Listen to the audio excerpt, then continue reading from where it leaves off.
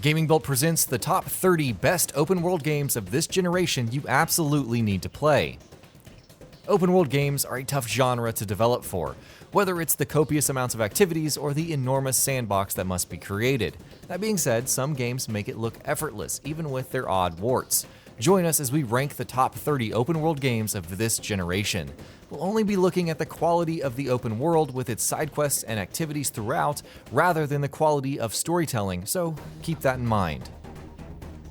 Mass Effect Andromeda.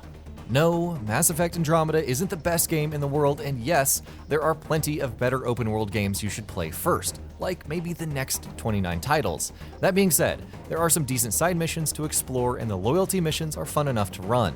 It also doesn't hurt that the game's combat makes exploring the admittedly barren open world fun as you mow down heaps of enemies with shield drains, flamethrowers, and teleport slashes. Infamous Second Son. The karma system may be kind of laughable, but Infamous Second Son brought new enemies, an interesting, if not quite refined parkour system, and some fun combat to the table. Again, the open world missions are nothing new, but combined with superpowers, destructible environments, and the satisfying combat, you'll be busy destroying things while exploring the gorgeous world. The Division.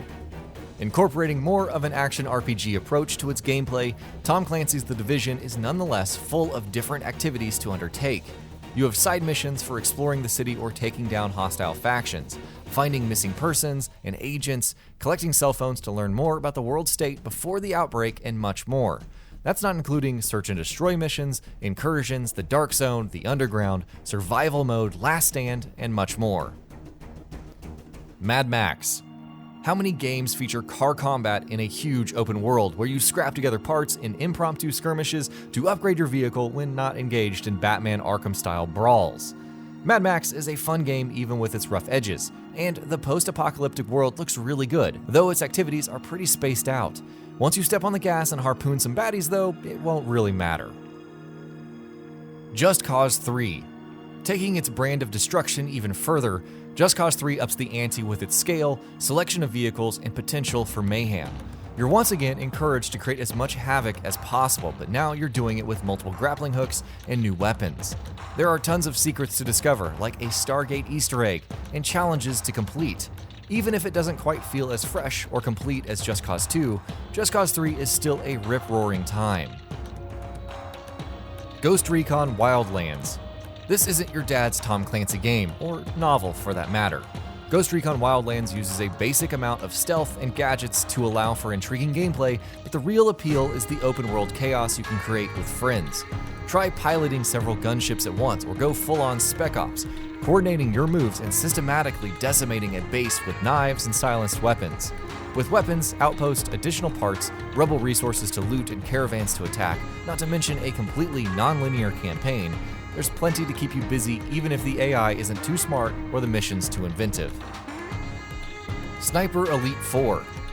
Unlike its contemporary, Sniper Ghost Warrior 3, Sniper Elite is nice enough to pack large open maps that actually provides variety to how you complete objectives. Maps are more vertical and players can climb up buildings to find better vantage points. The awesome X-ray system returns, as does the satisfying sniping, and there are even night missions to further add to the challenge of sneaking around. Final Fantasy XV.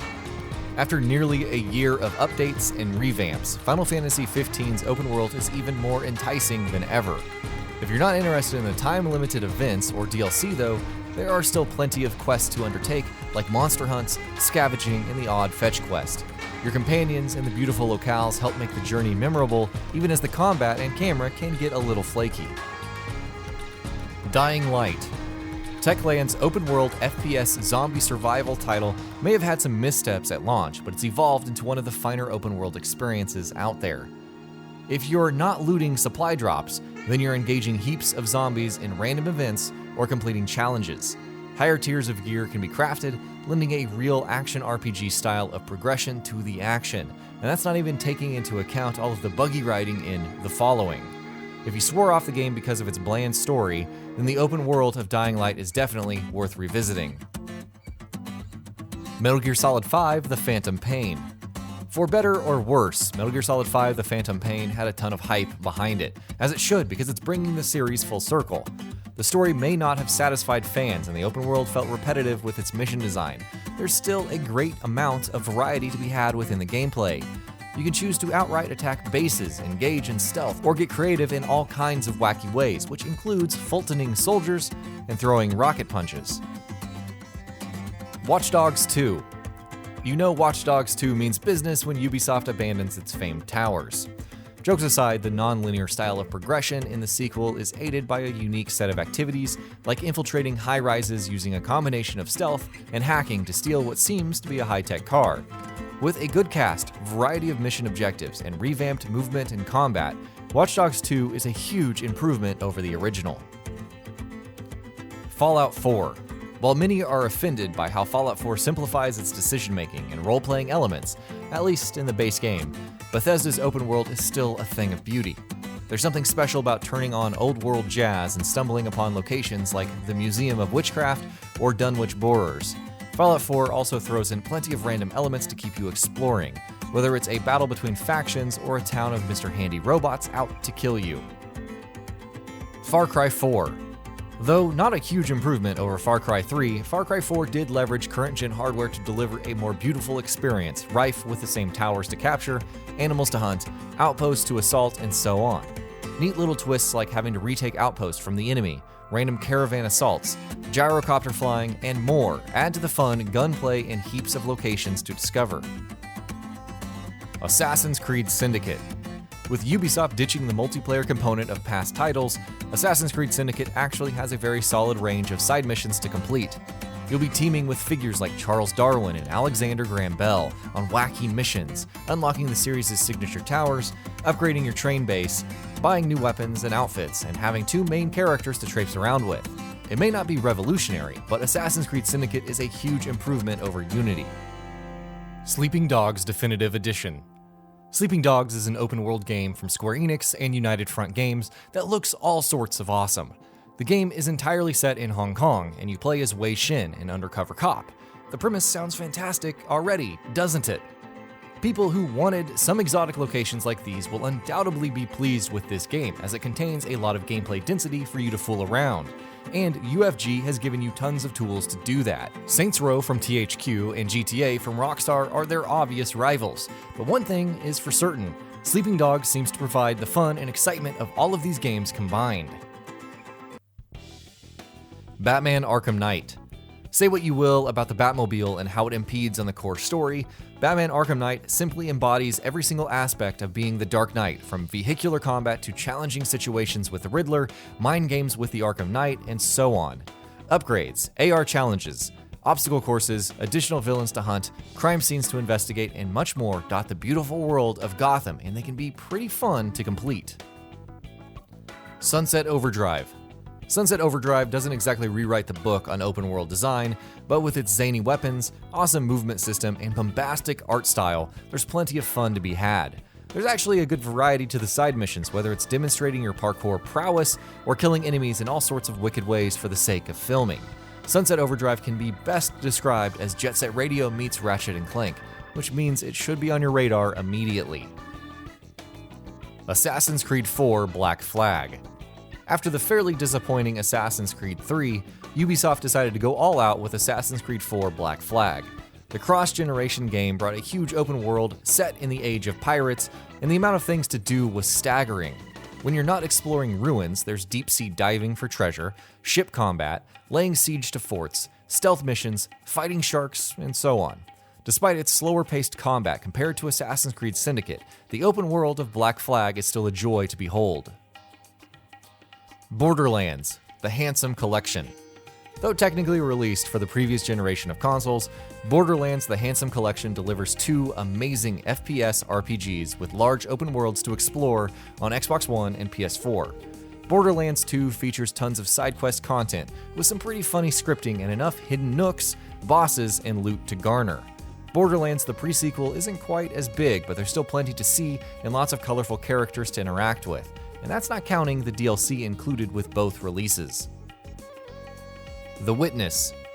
Many of the open world games on this list emphasize traveling around, completing side quests, talking to wacky characters, and maybe leveling up.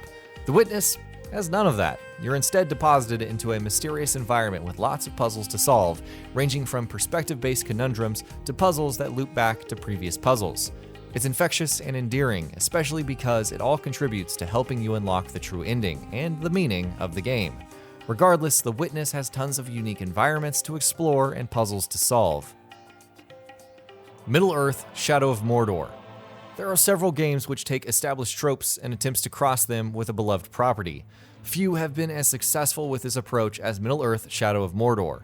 Its Nemesis system offered players an interesting metagame of dominating and assassinating orcs in order to draw out Sauron's highest-ranking minions. That's not including some of the stories that would emerge from battling random nemesis.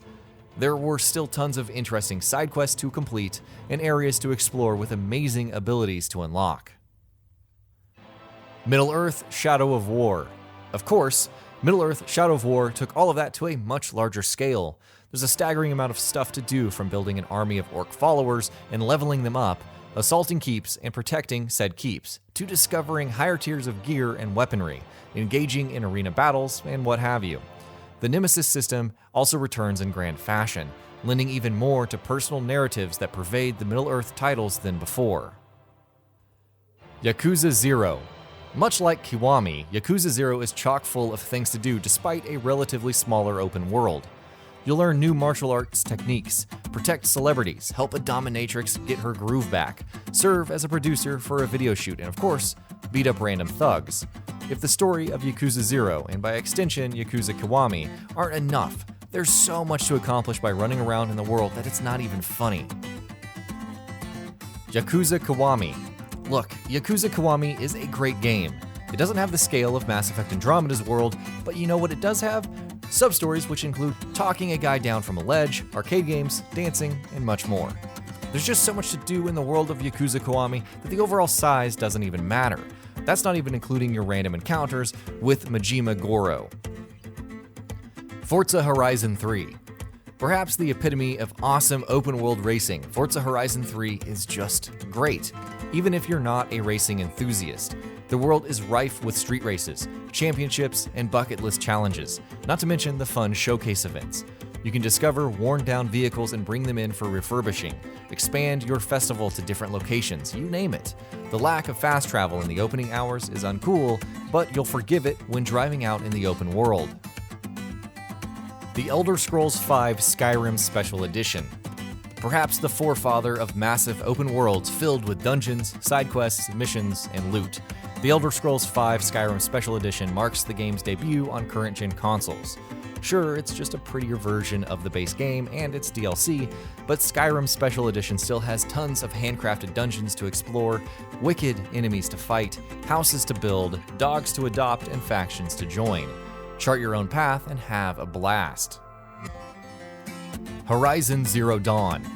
For a game that's essentially Killzone developer Guerrilla Games' first open-world effort, Horizon Zero Dawn was executed incredibly well.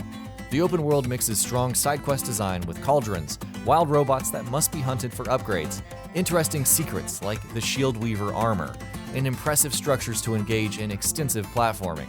It also doesn't hurt that the main story is genuinely interesting and full of mysterious lore to delve into. Grand Theft Auto V. Rockstar's Grand Theft Auto V was a long time coming, and for what was essentially a last-generation title, its attention to detail and epic scope translated over to the current generation incredibly well. Whether it was the addition of first-person perspective and improved textures or the constant free GTA Online updates only available on the Xbox One, PS4, and PC, Grand Theft Auto V's numerous open-world activities, heists, and jobs cement it as one of the best open-world games ever. The Witcher 3 Wild Hunt. The goal of CD Projekt Red with The Witcher 3 Wild Hunt was to make a huge game. Its side quests mostly avoided the standard fetch quest formula, incorporating interesting narrative twists, while the world was dotted with unique points of interest. That's not including the amazing cinematic story, but the sheer number of monster hunts, contracts, scavenger hunts, and side missions were enough to keep players busy for a long, long time. It also doesn't hurt that the game is incredibly gorgeous, whether you're navigating the high seas or assisting an assassination in Novigrad. The Legend of Zelda Breath of the Wild. Hailed as one of the greatest open-world games of all time, The Legend of Zelda Breath of the Wild emphasizes exploration like none of its predecessors. Players can chart their own paths after the initial few shrines, and there's an incredible sense of discovery around every corner because there's usually something interesting around every corner. Towers only serve to uncover the map, rather than outline everything, and the world is full of incredible little details that encourage you to mix up your style of play. Combat is top-notch, even with weapon breakage, and the world as a whole feels so natural and inviting to explore compared to most games in general. And that'll be about it for this one. If you guys like what we're doing at GamingBolt, please consider subscribing to our channel, and I'll see you guys on the next video.